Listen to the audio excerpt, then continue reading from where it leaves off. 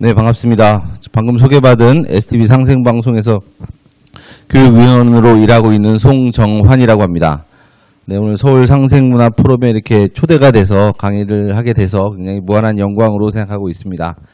오늘 이제 제목은 성인들이 예고한 상제님의 강세 소식입니다. 이 포럼 내용을 꾸준히 들으신 분들은 용어가 익숙하실 수 있지만 새로 들으시는 분들은 그렇지 못하기 때문에 상제님이란 단어가 굉장히 익숙하지 않을 수가 있습니다. 그래서 간단하게 상제님이란 표현부터 좀 설명을 드리면요. 상제님이란 말씀은 모든 문화권, 종교 문화권에서 자기들이 믿는 그 우주의 절대자를 부르는 호칭들이 따로따로 있습니다. 하나님이라고 부르기도 하고 부처님이라고 부르기도 하고 각 문화권마다 부르는 이름이 다르지만 그 우주의 절대자를 부르는 가장 오래된 9,000년 역사 속에 가장 오래된 공식 호칭이 바로 상제님입니다. 인류 원형 문화의 그 뿌리인 동북아 문화권에서 하나님을 부르는 가장 오래된 호칭이 상제님이다. 그 상제님이 강세, 즉 인간 세상에 오신다는 소식에 대한 말씀입니다. 다른 말로 하나님이 인간으로 오신다는 말씀이죠. 자, 하나님이 인간으로 오신다는 말씀은 사실은 굉장히 받아들이기가 어려운 이야기입니다. 일반인들이 하나님이 인간으로 오신다? 참 받아들이기 어려운 얘기죠. 하나님이 있는지 존재 자체를 믿지 않는 사람도 굉장히 많은데 그 하나님이 인간 세상에 인간의 형상을 가지고 오신다. 참 받아들이기 어려운 얘기예요. 자, 그런데 수많은 역사 속의 성인들, 영능력자들이 이구동성으로 똑같이 그분이 오신다라고 외치고 있다는 거죠. 아니, 특별히 무슨 사연이 있으니까 그렇게 똑같이 예수 성자도 석가모니 부처님도 그 외에 수많은 성인들이, 성인 철인들이 똑같이 한 목소리로 그분을 부르는 이름은 다르지만 전부 그분이 오신다라고 외치고 있습니다. 오늘 그 얘기를 한번 쭉 살펴보려고 하는데요. 내용 굉장히 재밌습니다. 재밌으니까 재밌게 들어주시고요. 한 1시간 반 안쪽에서 내용이 끝날 텐데요. 재밌게 들어주시기를 부탁드리겠습니다. 자, 이제 첫 번째 보시면 이게 이제 오늘 제가 드리고자 하는 말씀의 주제 말씀입니다. 우리 증산도 도전 2편 40장에 있는 말씀인데요. 제목을 같이 한번 읽어보도록 하겠습니다. 예수를 믿는 사람은 예수의 재림을 기다리고. 그렇죠. 지금 기독교인들은 전부 예수님의 재림을 기다리고 있어요. 자, 두 번째, 불교도는 미륵의 출세를 기다리고.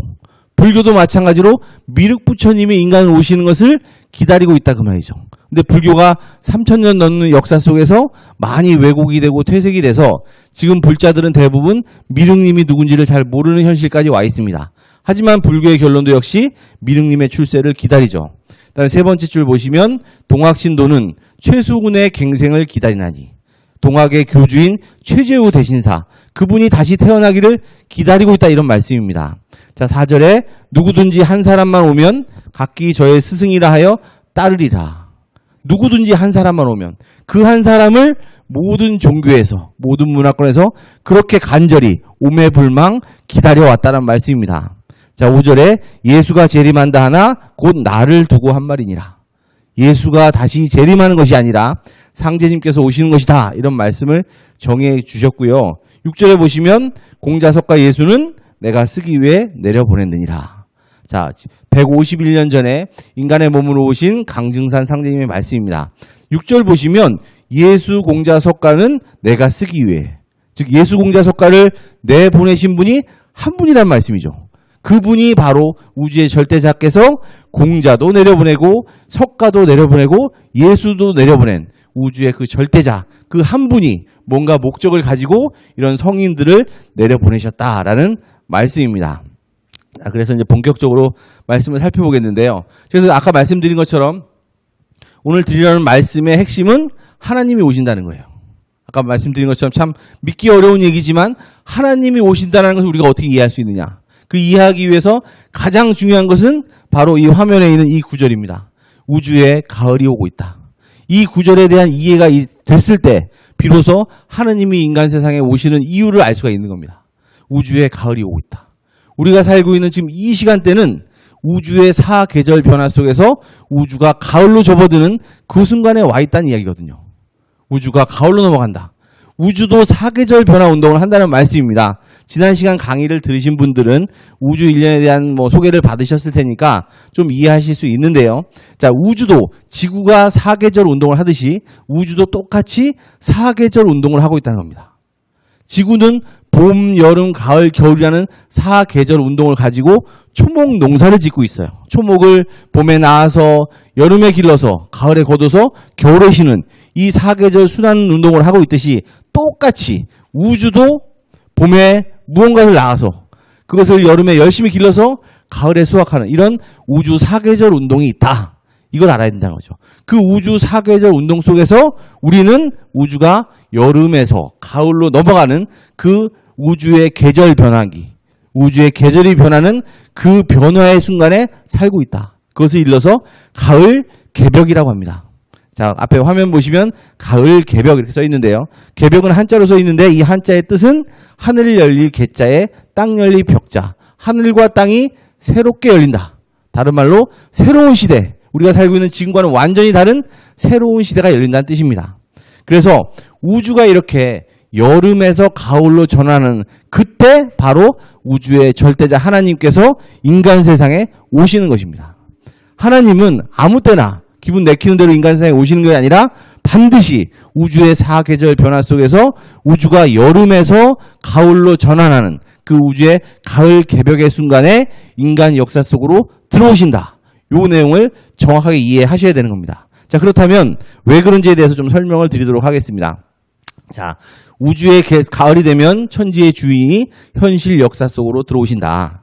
자, 좀 설명을 드리면요. 아까 말씀드린 것처럼 우주에도 사계절 변화 운동이 있습니다. 이것을 일러 우주 1년이라고 부릅니다. 그래서 우주의 봄에는 인간을 낳아서, 여기서 말하는 인간은 한 개개인의 인간을 말하는 것이 아니라 인류 문명을 낳고, 개인적으로 얘기하면 한 집안의 혈통을 낳아서 여름에 길러서 가을에 그것을 거두게 됩니다. 그래서 이것을 인간 농사라고 하는데 그 봄, 여름의 시간대를 선천이라고 부르고 가을, 겨울의 시간대를 후천이라고 부릅니다. 우리는 선천의 봄, 여름의 시간대 끝자락에 와 있는 것입니다. 자, 근데 우리가 여기서 반드시 알아야 될 건 뭐냐면 우주가 봄, 여름에 인류를 낳아서 기르는 그 환경, 그 법칙이 뭐냐면 그것이 상극입니다.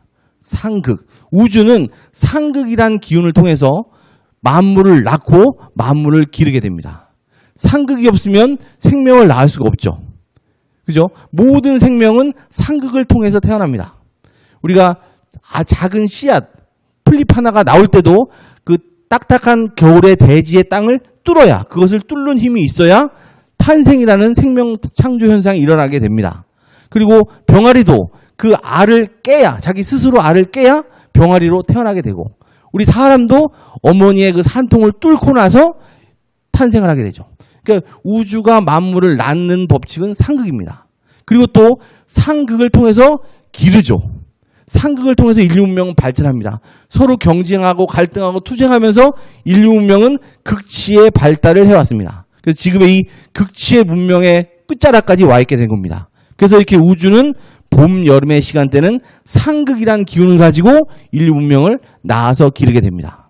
자, 그런데 우주의 여름이 끝나면 이 상극의 그 봄, 여름의 시간대가 끝나고 우주의 가을로 넘어가게 됩니다. 자, 근데 이때 우주의 봄, 여름을 거치면서 생겼던 이 우주의 모든 문제들을 해결해야 되는 문제가 생기는 것입니다. 그래서 이 문제가 바로 뭐냐면 원한의 문제입니다. 이 선천 봄, 여름에 5만 년이라는 시간 동안 수많은 사람들이 인간 세상에 왔다 갔습니다. 근데 그 상극이란 환경 속에 살다 가다 보니까 전부 자기 뜻대로, 자기 원한 대로 인생을 살다 간 사람이 단 한 사람도 없게 됩니다. 그래서 모두 다 원한이 맺혀서 죽어서 전부 이 천상의 신명세계에 가게 됩니다. 그래서 이 우주라는 신명세계가 원한으로 가득 차게 됩니다. 이 원한의 문제를 해소해야지만 우주는 가을로 넘어갈 수 있는 것입니다. 근데 이 우주의 원한 문제를 해결할 수 있는 유일한 존재가 바로 우주의 절대자 하나님인 것입니다. 그래서 하나님께서 인간 역사에 우주가 여름, 가을 바뀔 때 인간 세상에 오는 그 이유는 단 한 가지. 하나님만이 하실 수 있는 이 우주의 봄, 여름의 문제를 해소하기 위해서, 그 원한의 문제를 해소해서 가을 우주를 열기 위해서 인간 세상에 오시게 되는 겁니다. 이런 역사적 배경, 또 우주 입법적인 배경을 아셔야 오늘 강의를 들으실 때 좀 편안함이 있습니다. 자, 이 화면 또 보시면 조금 전에 설명드린 말씀입니다. 선천은 5만 년인데 5만 년 동안 원한의 문제가 쌓여서 후천 개벽, 가을 개벽 시간 때 상제님께서 인간 오셔서 그 문제를 해소하게 됩니다. 이 우주 천체권 내에서 그 문제를 해소할 수 있는 유일한 존재가 우주의 하나님이 되겠습니다. 자, 그것을 제가 설명드린 얘기를 우주 원리로 좀 설명을 드리면, 오행으로 설명을 드리면 봄을 나타내는 기운은 목기운, 여름을 나타내는 기운은 화, 가을은 금, 겨울은 수, 그 다음에 중앙의 토는 이 네 모든 기운을 잡아서 실제로 운행시키는, 이 모든 걸 주재하는 주재자의 역할을 하게 됩니다. 자, 그런데 우주가 여름에서 가을로 넘어갈 때는 여름의 뜨거운 불기운과 가을의 금의 차가운 기운이 충돌을 해서 화극금의 현상으로 종말적 상황을 맞이하게 됩니다. 이 문제는 해결할 수 있는 유일한 존재는 중앙에 있는 토입니다. 이 토가 그래서 현실 역사 속에 들어와서 화와 금 사이에 매개를 해서 화생토, 토생금, 여름의 뜨거운 불기운, 선천 원한의 불을 토가 끄고 그다음 그 토가 바로 가을의 금 세상을 열게 되는 것입니다. 좀 더 자세히 설명드리면 좋은데 지난 시간에 했던 내용들이 대부분이니까 간단하게 이렇게 배경 설명을 드리고요. 자, 이제 본격적인 말씀을 드리는데, 자, 오늘 말씀 중에서 이 두 가지 이 글귀는 좀 아셔야 될 것 같아서 써봤습니다. 첫 번째는 뭐냐면 서신사명이라는 표현이 있습니다. 서신사명. 생소한 표현일 수도 있는데요.